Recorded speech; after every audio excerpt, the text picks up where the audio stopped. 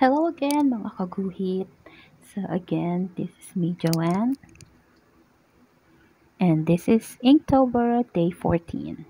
And for this prompt we have castle. So for this prompt medyo nahirapan ako mag-isip kung anong ito-drawing ko kasi syempre castle. Ang hirap kaya mag-drawing ng isang castle. Inisip ko pa kung medieval castle o kaya yung Japanese castle.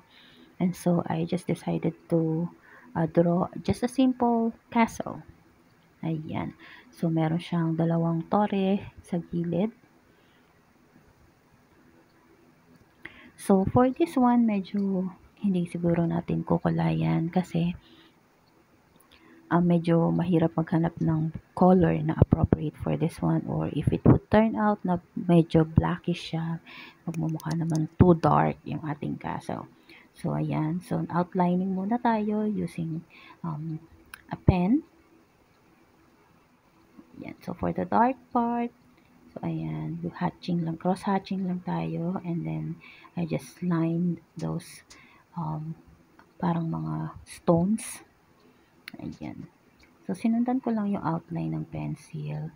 So, actually, mas comfortable ako talaga to use pencil when, syempre, for sketching na rin. Kasi nga, na-erase siya. And for using other medium, yeah, mas comfortable ako using, like, ball pen. For this one, like, pen to pen, yan, pigment pen, yan. So, medyo mahirap siya kasi once na darken mo na siya or hindi ko pa masyadong gamay yung paggamit ng iba't ibang point.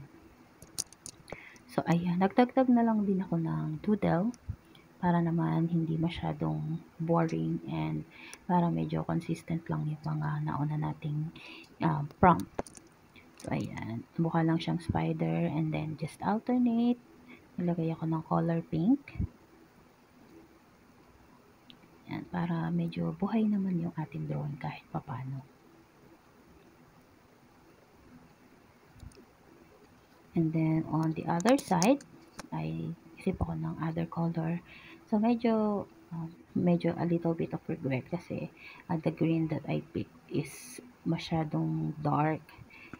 Kasi nga, yung mga old ball pens ko, hindi ko pa nahanap. Meron akong lighter green doon.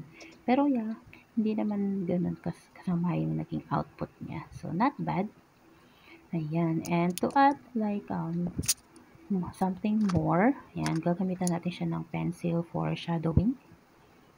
Ayan, para makompleto ang ating drawing.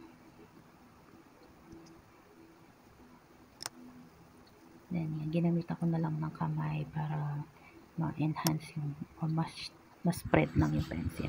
And that's it for today's Inktober prompt, day 14, which is castle. I hope you enjoyed the video.